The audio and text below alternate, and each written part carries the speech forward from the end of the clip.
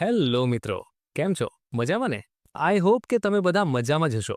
જરા વિચારો, જો કોઈ તમને એમ કહે કે હવે આપણા ઘર પર લાગેલી સોલર પેનલનો જમાનો પૂરો થવાનો છે અને પેલી મોંઘી દાટ લિથિયમ બેટરી વગર પણ તમને આખી રાત ફ્રીમાં વીજળી મળી શકે, તો શું તમે માનશો? હા, અમેરિકામાં એક નવી ટેકનોલોજી જેનું નામ છે એક્સોવોટ એટલે કે EXOWAT તેણે હાલમાં ઇન્ટરનેટ પર ભારે ધૂમ મચાવી છે. ઇન્ટરનેટ પર તો એવા મોટા દાવા થઈ રહ્યા છે કે આ ટેકનોલોજી આખી સોલર ઇન્ડસ્ટ્રીને કાયમ માટે બદલી નાખશે. તો ચાલો આજે આપણે ડિટેલમાં સમજીએ કે આખી વાત છે શું.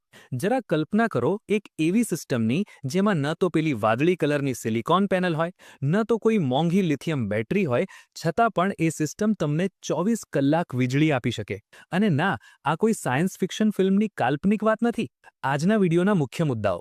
આજ તો એક્સોવોટનો મુખ્ય દાવો છે, જેના કારણે અત્યારે આટલી બધી ચર્ચા થઈ રહી છે.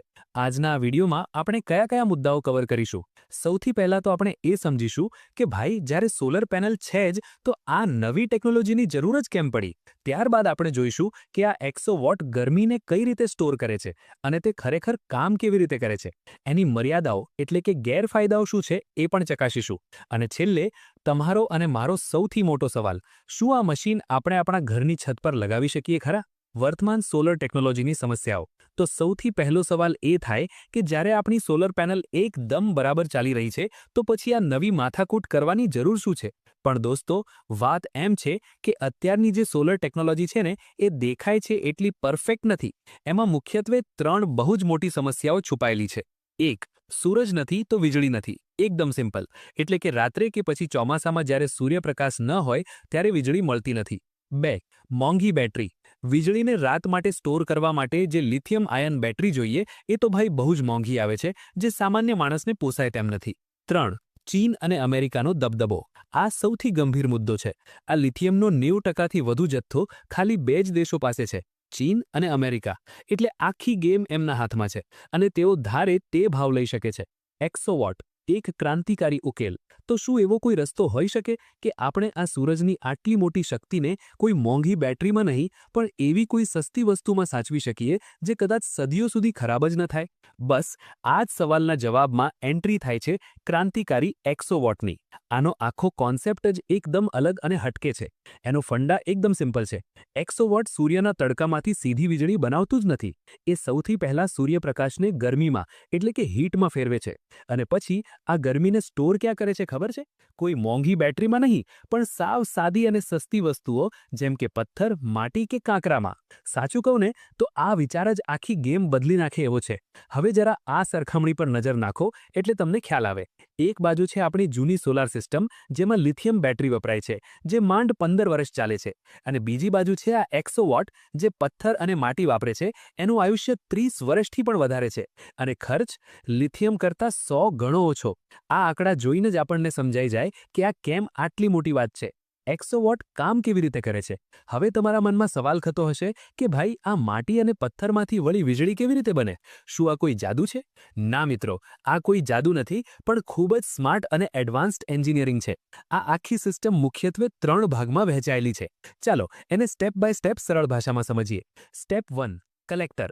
અહીં સામાન્ય સોલર પેનલ નથી હોતી પણ મોટા મોટા અરીસા એટલે કે મિરર્સ લગાવેલા હોય છે. આ અરીસારો બધા સૂર્યના તડકાને એક જ પોઈન્ટ પર ફોકસ કરે છે. બિલકુલ એ જ રીતે જેમ આપણે નાના હતા ત્યારે પેલા બિલોરી કાચથી સૂર્યના કિરણો ભેગા કરીને કાગળ સળગાવતા હતા ને, બસ એ જ ફોર્મ્યુલા. સ્ટેપ 2.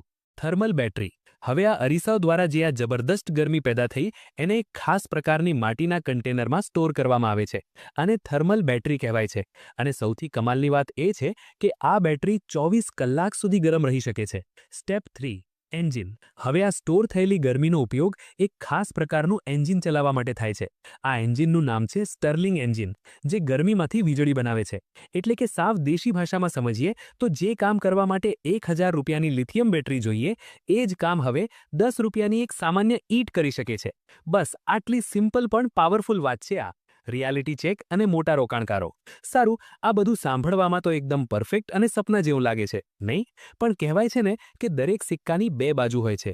તો શું આ નવી ટેકનોલોજીમાં કોઈ જ ખામી નથી?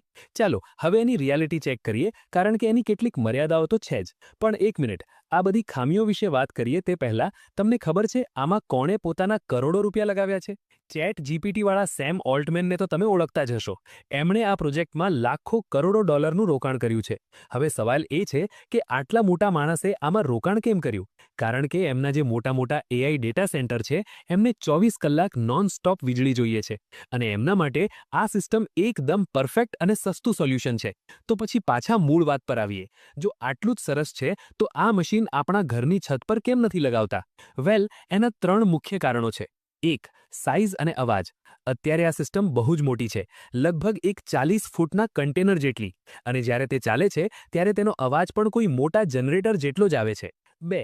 મેન્ટેનન્સ એટલે કે જાળવણી. આપણી સાદી સોલર પેનલમાં કોઈ હલતા ચાલતા પાર્ટ્સ એટલે કે મૂવિંગ પાર્ટ્સ નથી હોતા, એટલે એને વારંવાર રિપેર નથી કરવી પડતી. પણ આ 100 વોટમાં તો આખું એક એન્જિન લાગેલું છે, એટલે એને સમયાંતરે સર્વિસિંગ તો કરાવવું જ પડે. 3. અવેલેબિલિટી. હાલમાં આ સિસ્ટમ ફક્ત મોટા પાયાના ઉપયોગ માટે એટલે કે મોટી ફેક્ટરીઓ અને ડેટા સેન્ટર્સ માટે જ બનાવવામાં આવે છે, સામાન્ય ઘરો માટે નહીં. તો મિત્રો, આ બધી વાત પરથી ફાઇનલ વર્ડ એટલે કે તારણ શું નીકળે છે? શું 100 વોટ ખરેખર સોલર એનર્જીનું ભવિષ્ય છે કે પછી એ ખાલી ફેક્ટરીઓમાં જ વપરાતું રહેશે? એક વાત તો સાફ છે, આ કોઈ સ્કેમ કે છેતરપિંડી નથી. આ ટેકનોલોજી 100% સાબિત થયેલી અને ટેસ્ટેડ છે. પણ હા, એ કોઈ જાદુઈ ડિવાઇસ પણ નથી. એ હાલમાં એક ઇન્ડસ્ટ્રીયલ મશીન છે જેને ખાસ કામ માટે જ બનાવવામાં આવ્યું છે. તો આગળનો રસ્તો કેવો દેખાય છે? જુઓ, અત્યારે તો આ મોટા ઉદ્યોગો અને ડેટા સેન્ટર્સ માટે જ છે, પણ એવું અનુમાન છે કે આવનારા 2-3 વર્ષમાં ઘરો માટે પણ નાના મોડલ એટલે કે 2 થી 5 કિલોવોટના બજારમાં આવી શકે છે. અને જો ખરેખર એવું થયું તો ભવિષ્યમાં આ ટેકનોલોજી લિથિયમ બેટરીના આખા સામ્રાજ્યને હલાવી શકે છે. અને આ બધી ચર્ચા આપણને એક છેલ્લા અને સૌથી મહત્વના સવાલ પર લાવીને મૂકે છે. જરા વિચારો, જો ભવિષ્યમાં ઘરેલું મોડેલ બજારમાં આવે પણ એ જનરેટર જેટલો જ ઘોંઘાટ કરતું હોય, તો 24 કલાક વીજળી મેળવવા માટે કોઈ પોતાના ઘરની છત પર આવું અવાજ કરતું મશીન લગાવવા તૈયાર થશે? કે પછી લોકો શાંતિથી જૂની સોલર પેનલ જ વાપરવાનું પસંદ કરશે? તમારું શું માનવું છે? કમેન્ટ કરીને જરૂર જણાવજો. આ સવાલનો સાચો જવાબ તો આવનારો સમય જ આપશે. જો વિડીયો ગમ્યો હોય તો લાઇક અને શેર જરૂર કરજો. મળીએ આવતા વિડીયોમાં.